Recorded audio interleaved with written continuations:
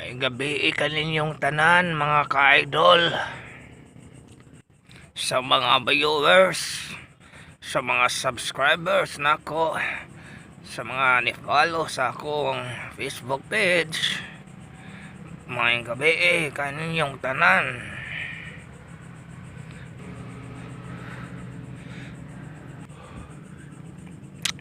Doon na ako'y usa ka amigo mga ka-idol. Itago na lang nato sa ngalan nga Tikyo. Kini akong amigo, nahimo sab ko ni siya nga kumpare kay ako lagi nangugo sa iyahang anak nga lalaki. Pining kumpare nako nga si Tikyo. Grabe kayo ni siya ka palahubog. Inom dito, inom dire. Sukarap dito, sukarap dire. Suka dito, suka dire. Sus, baita tinabuhi ni Pare Tikyo. Sa matag adlaw, kanunay mag-atubang sa tuba. Ang iyang trabaho ni ining kumpare nako, usa lamang kini siya ka mga ngahoy. Ug ang iyang halin sa kahoy, igo ra pud niyang ipanuba. Malipay na siya kung mahahalinan na siya og kahoy kay lagi ang iyang paborito nga ilimnon ang tuba man. Makapalit dayon siya og tuba. Malipayon na kayo siya basta mahalinan na siyang kahoy. Si Tikyo, ug asa siya padulong mag-inom-inom adto sab siya mabuntagan. Usahay og makauli siya adto siya makatulog sa banwa. Sa iyang pagkapalahubog, pirmi siyang makatulog sa banwa. Tagsara siya makatulog sa iyang balay. Kanunay siyang makatulog dito sa banwa. Adto siya makatulog sa mga kalibunan, sa punuan sa kahoy.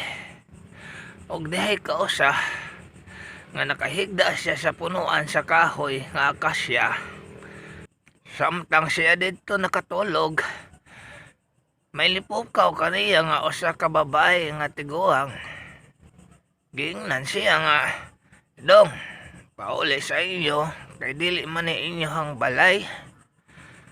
Bangon diha kay makit-an kas tag-iya." Pagkamat ko niya, natingala siya og dako. Niyahat iyang mga mata.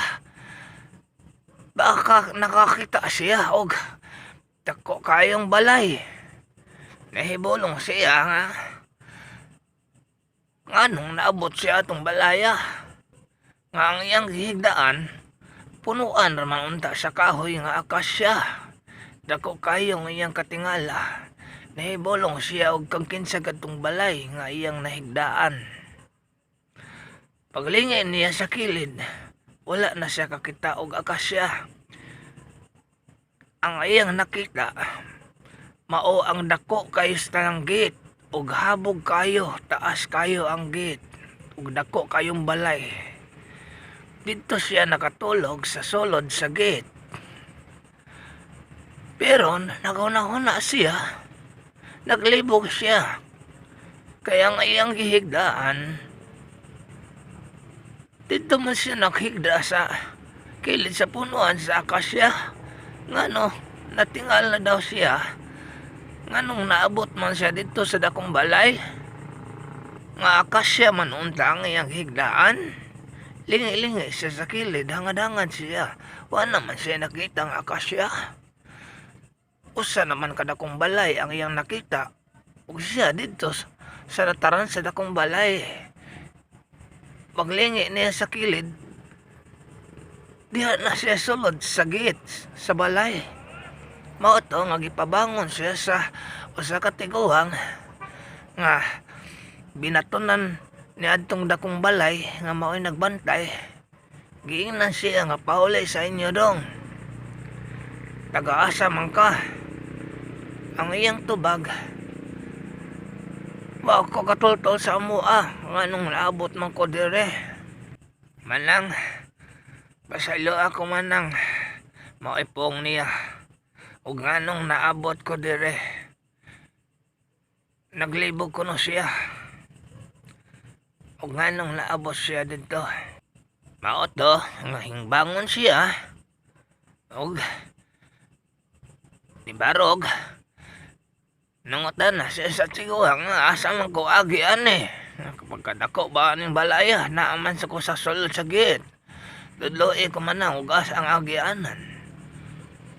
Mao to nga gitudloan siya sa kagbinatunan sa dakong balay nga may nagbantay dito. Gitudloan siya. Arel ang kadiri agi dong sa pikas gate. Ug mao to, hinggawa siya sa gate. Ingon siya, Jesus Morosep, kadako batong baya. Sa dihang paggawas na niya sa gate, hinglingi siya sa gate.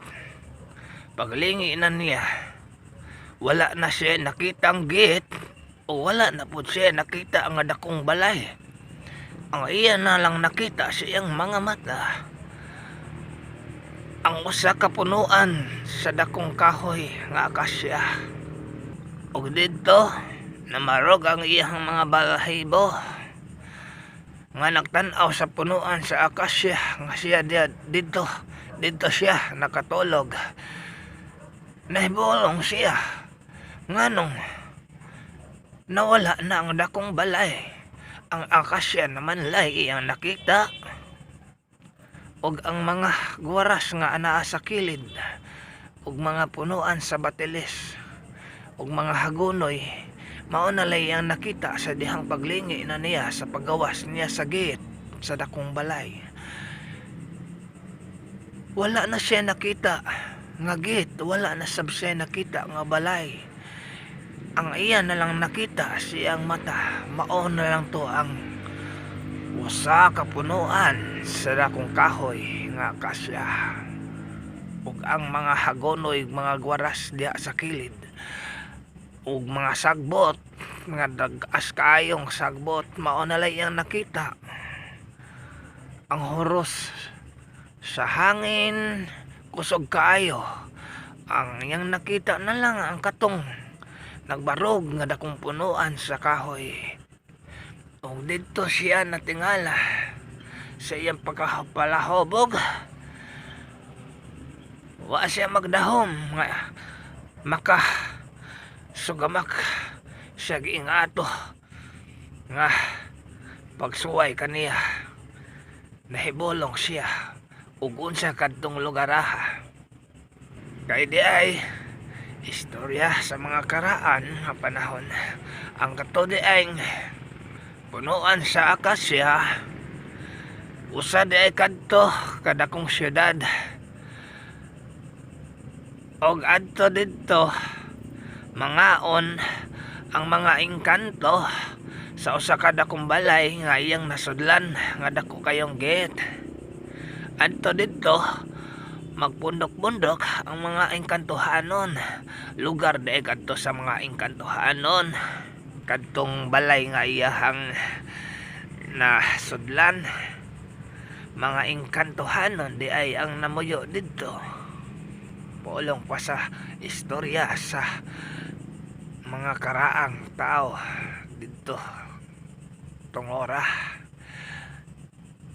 Gikuyawan siya na marog ang iyang mga balahibo og niuli siya nga to sa ilahag nagunahuna ag naghinuktok dito sa punuan sa batilis. Og iyang gisulti ngadto sa iyang apuhan, ang iyang kaagi nga dito siya nakahigda sa punuan sa akasya. Iyang gisulti siyang apuhan nga buang nakahigda ko sa punuan sa akasya. May lipukaw man kanako nga tiguang. Giingnan ko nga pauli sa inyo kay dili ni inyong balay. Unya, pagkahuman, nigawas ko, paglingi na ko, nawala na ang balay ug ang gate wala na ko'y nakitang gate. Ang akong nakita na lang ang usa na lang ka punuan sa dakong akasya mao'y puong niya ngadto sa iyahang apuhan. Ang tubag sa apuhan, ha? Mao ba? Hiso Santissima, doon na bayay white lady diha nga magbarog-barog alas 6 sa hapon. Anak ka ng tungora magbarog-barog ang usa ka babae nga puti kaayos tanan. Sus, ayaw na pag-usap in taon diha og katulog sa punuan sa akasya kay daghan na rabang gitaguan diha nga wala na makauli sa ilang panimalay. May gani ikaw nakauli pa ka kay delikado kayo diha. Maoy pong siyang apuhan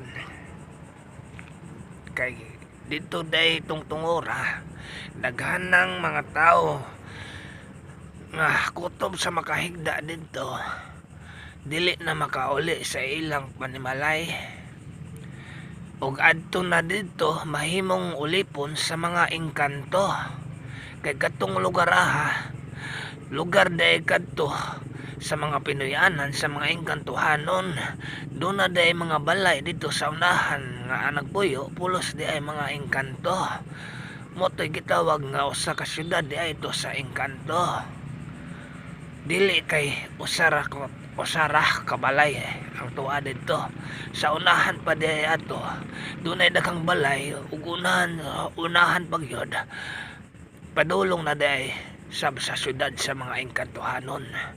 Peligro di ay kadto ang iyahang nahigdaan nga punuan sa akasya kay mao dito ang gate sa mga engkantuhanon padulong sa ilang syudad.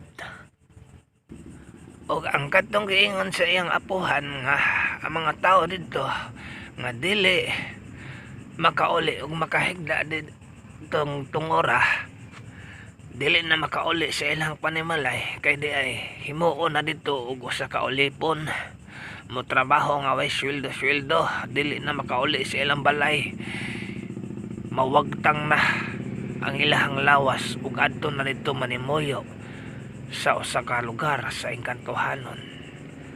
Peligro di ay kini kaayong sistema nga magpataka ta og ligid sa banwa ug mahubog kay delikado di ay sama kang dekyo nga dito nakahigda sa syudad sa engkanto. Og ang tag-iya di adtong balaya ang pangalan itago na lang nato ngalan ni Don Joaquin usa di ay kaengkantuhanon kana siya mao'y tag-iya atong balaya mao'y tag-iya kana day sila usa ka dagkong negosyante doon na sila yung mga barko. Ang mga istorya dito sa karaang panahon ang gantong lugar sa usa ka bukiran sa Kaluwangon dili kuno to basta-bastang lugar ang mga tao dito nasayod na sa ilahang lugar nga gipuy-an nga adunay mga engkantuhanon.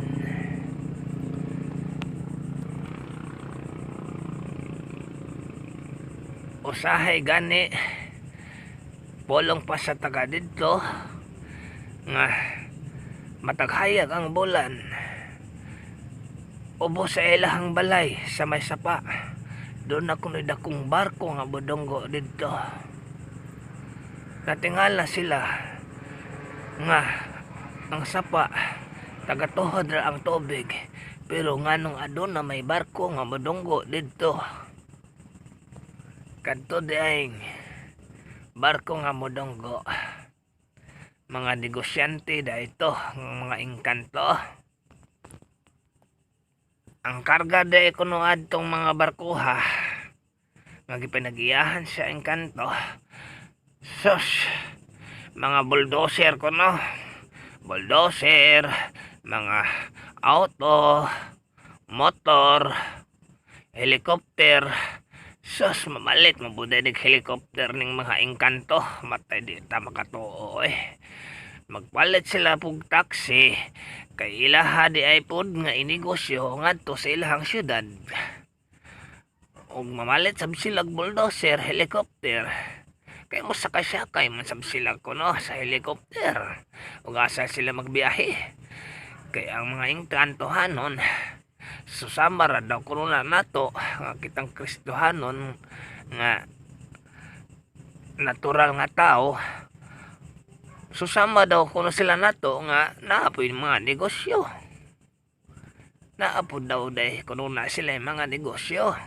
Mga panginabuhi nila sa ilahang kalibutan. Kay kita lahi man tag kalibutan. Ang mga engkantohanon lahi sab.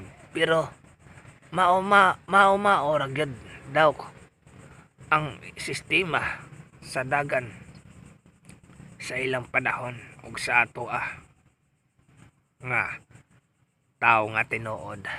Naapoy dai kunoy maninda, naasad kunoy kanang mamotol og kahoy, naay mamaligya og pan. Ingana sab kuno kahimtang sa tuwa ang kinabuhi sa mga engkantohanon. Pero lahi lang ang ilang kalibutan. Ang nakadiferensya ug mga una kuno sila ang ilang humay mangibot kuno daw sama sa usa ka uod.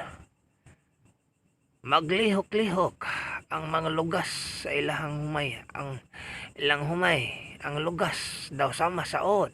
Maglihok-lihok, magkibot-kibot daw kuno ang ilahang kanon. Og sa dihang nahibolong na yun pag maayo ang akong amigo nga si Pikyo nga gihinabian sa iyang apuhan sa kaagihan ng Sudara adtong bungtora nga iyang nahigdaan nga dito siya nakatulog. Dito nahibolong na yun siya sa iyang pagkahibolong na so sa iyang unahuna ang katong mga barko nga diya sa ubos nga manunggo sa sapa di ay nakauna-una siya sa unang panahon sa istorya sab sa iyang uyuan nga dihay mga nangumpra og sakyanan sa syudad sa Cebu namalit og taxi niingon nga ato lang i-deliver ang taxi niadtong tungura sa dakong bungtod dool daw sa Parmol nga bungtod adto dito i-deliver ang mga taxi. Parmol ang ngalan sa usa ka bungtod. Parmol mura man og traktora.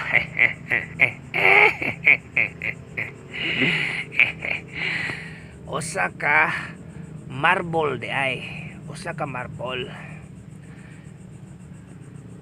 Natingala sila nga dito buong pa sayang uyuan nga sa hinubay sa mga istorya nga nagpa-deliver og taxi daay didtong tungura i-deliver mo to ang gisugid sa uyuan nga nahibong kuno ang ilahang mga katribo dito nga tribo kawakwakan ditong lugaraha nga anong ramay nag-deliver taxi dito tungura sa ilahang tribo kawakwakan nga usawa na kadakong bukid nga nung na may taxi nga gideliver moto natingala sila di ay ang tinuod mga engkantohanon dahil kadto ang nanag-iya sa taxi sa dihang gideliver na dito ang taxi 24 ka buok na pundok kigibayra naman dahil kuno tong daan sa nag-order Ila na siyang gibutang dito sa Marbol. Sa tugaran sa Marbol, ilang gibutang dito. Kanang Marbol o sa nakadakong bato. Habog kayo nga bato. Dito na lagi butang sa kilid. Kay mao may ingon sa nag-order nga adto lang ninyo ibutang sa kilid sa Marbol. Ang usa ka ang mga taksi adto lang ninyo ibutang maoy pong sa nag-order. Sa dihang pagkabuntag na ni ana, natingala silang mga taga dito sa tribo Kawakwakan nga ang taksi dito nga gibutang sa Marbol nawa naman pagkabuntag na kay mao di ay usa di ay kaengkanto ang nag-order atong mga taksiha. Gikuha di ay sa mga engkantohanon ang taksi ug didtong tungora sa syudad sa mga dili ingon sa ato matag tungang gabi adon na sila mahibatian nga serbato sa mga sakyanan. Mao na daay kadto ang katong mga taksi nga gideliver dito sa usa ka bukid. Ang mga taksi na daay kadto ang nagdagandagan nga ilang mabatian magabi nga magserbato. Di ay